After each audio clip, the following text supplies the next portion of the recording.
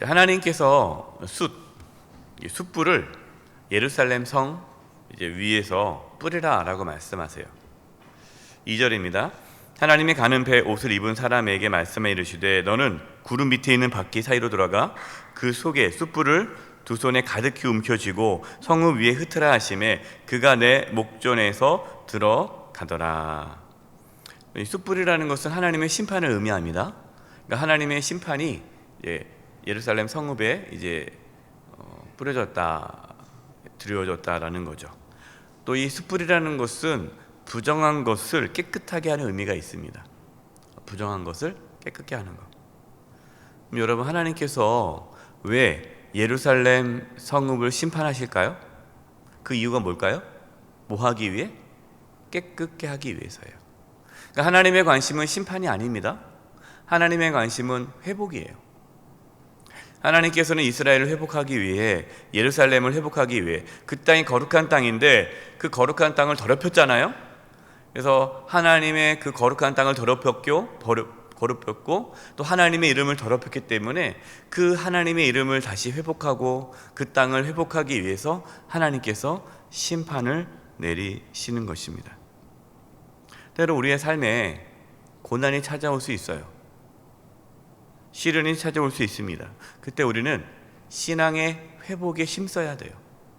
물론 모든 시련과 고난이 죄의 결과다라고 말할 수는 없어요. 그러나 우리가 어떠한 고난과 시련을 겪을 때에 자기 자신을 돌아봐야 됩니다. 내가 혹시 하나님 앞에 범죄한 것은 없는가, 이렇게 자신을 늘 돌아봐야 돼요. 우리가 시련이 있든 없든 우리는 항상 하나님 앞에 내가 잘못한 것이 없는가 돌아보는 그러한 신앙의 자세가 아주 중요합니다. 3절과 4절입니다. 그 사람이 들어갈 때 그룹들은 성전 오른쪽에 서 있고 구름은 안뜰에 가득하며 여호와의 영광이 그룹에서 올라와 성전 문지방에 이르니 구름이 성전에 가득하며 여호와의 영화로운 광채가 뜰에 가득하였고. 성경에 그러면 이 구름은 뭘 의미한다고 그랬죠? 하나님의 영광. 하나님의 영광은 무슨 뜻이죠? 하나님의 임재. 그러니까 구름이 가득했다라는 것은 그 성전에 하나님의 임재가 가득했다라는 거예요. 그럼 그 성전이 거룩했던 이유는 뭡니까? 하나님의 임재. 그러니까 하나님께서 그 성전에 임하셨기 때문에 그 성전이 거룩한 거죠. 그러나 예루살렘 백성들은 그 하나님의 성전을 더럽혔죠. 그 성전 안에서 우상을 섬겼고 또 그 예루살렘 성이 죄악으로 가득해서 그 거룩한 성을 더럽혔습니다. 그 예루살렘 백성들은 하나님의 성전에 하나님의 영광이 가득했다, 하나님의 임재가 가득했다라는 것을 깨닫지 못했어요.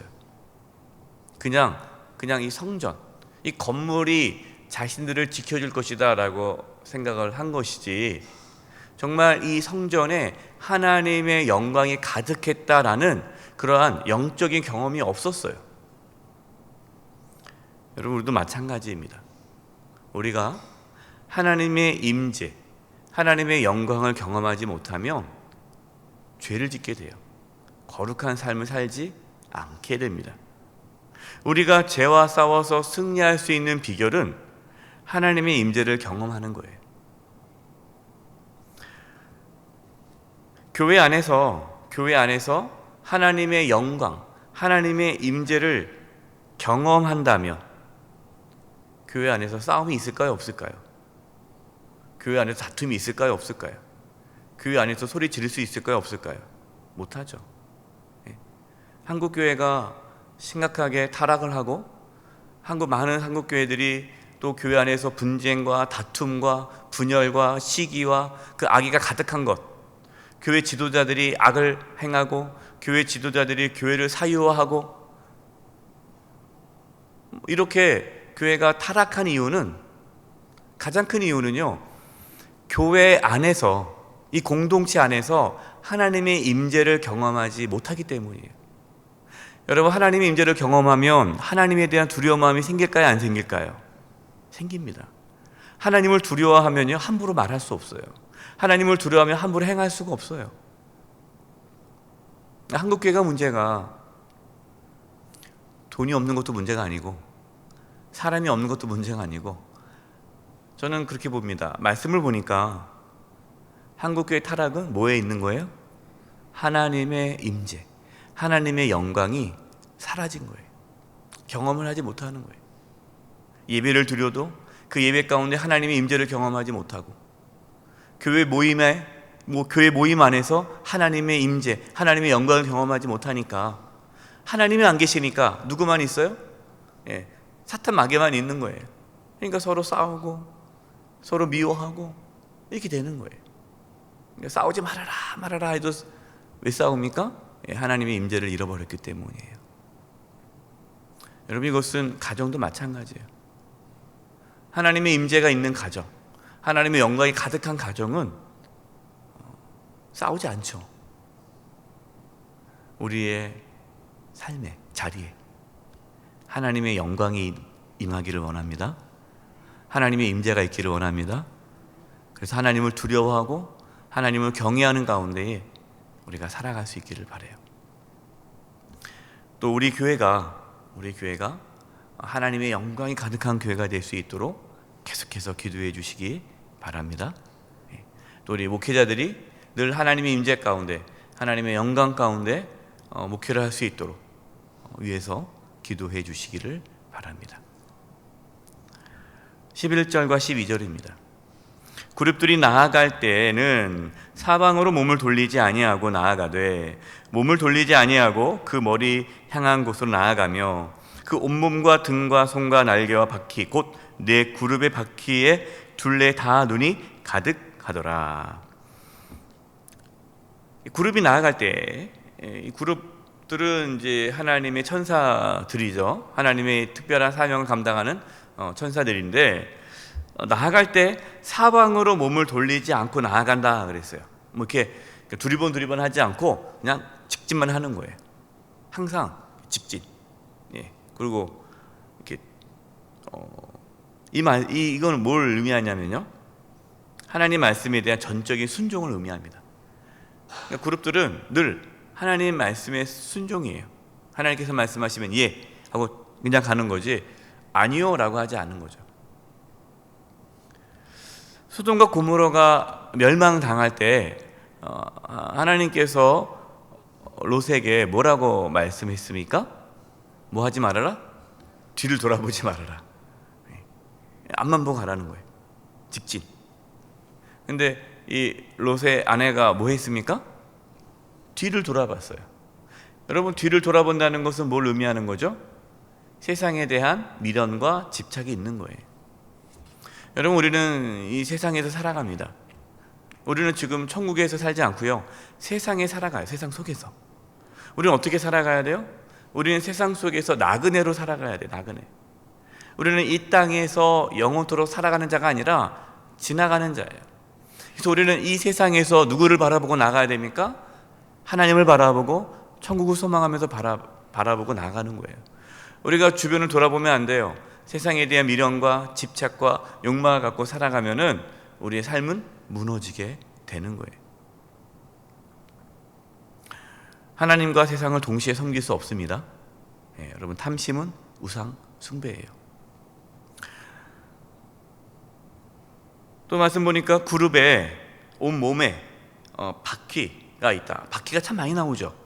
여러분이 성경에 보면은 이 그룹의 모습들이 바퀴가 많이 나옵니다. 바퀴. 이 바퀴라는 것은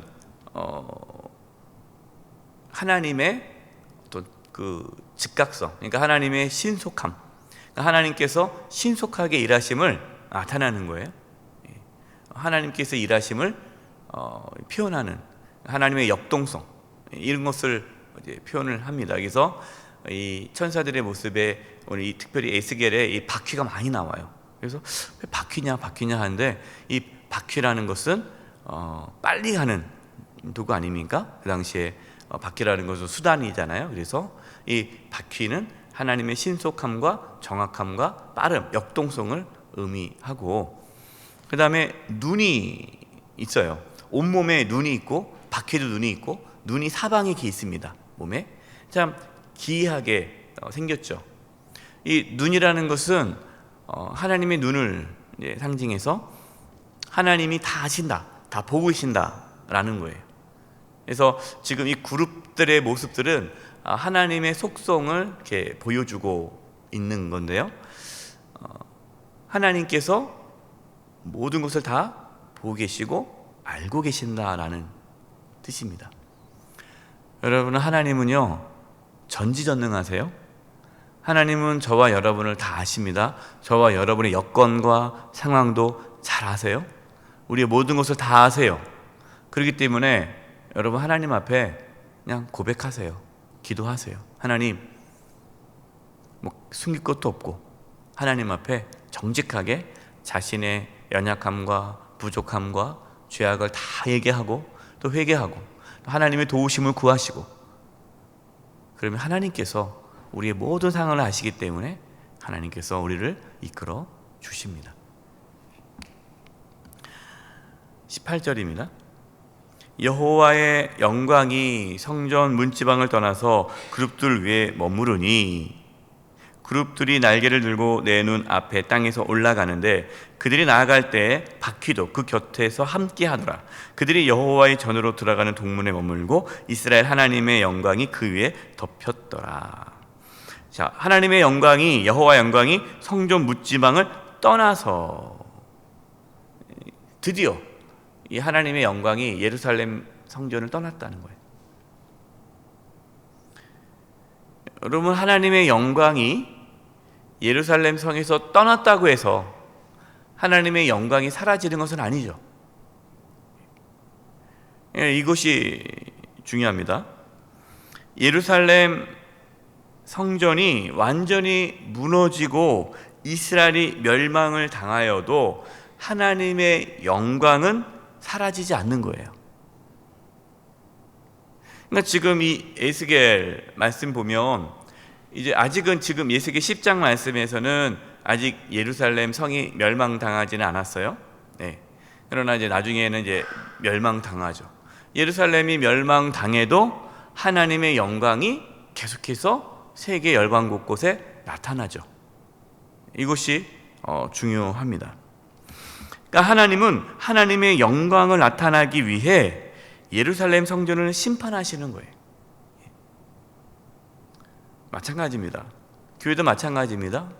교회가 하나님의 영광으로 가득하지 않으면, 이 교회가 하나님의 영광을 가리면 하나님은 그 교회를 떠나시죠. 그리고 하나님이 떠나시면 그 교회는 어떻게 되는 겁니까? 교회가 아니죠. 그리고 그냥 무너지게 되는 거예요. 우리의 삶에 하나님의 영광이 늘 나타날 수 있기를 바랍니다. 우리의 삶에 하나님의 영광이 떠나지 않고 또 우리의 삶을 통해서 하나님의 영광이 늘 나타나는 그런 축복이 있기를 바라요. 그것이 우리가 이 땅에 살아가는 삶의 모습입니다. 우리 교회, 그리고 저와 여러분의 삶에 늘 하나님의 영광이 가득해서, 하나님의 임재가 가득해서 늘 하나님과 동행하는 저와 여러분 되기를 간절히 축원드립니다. 기도하겠습니다. 하나님, 하나님의 영광이 가득한 삶을 살기를 원합니다. 또 저희 교회가 하나님의 영광이 가득한 교회가 되게 도와주셔서 이 땅에 살아가면서 늘 하나님과 동행하며 거룩한 삶을 살아가도록 이끌어 주시옵소서. 예수님의 이름으로 기도드립니다. 아멘.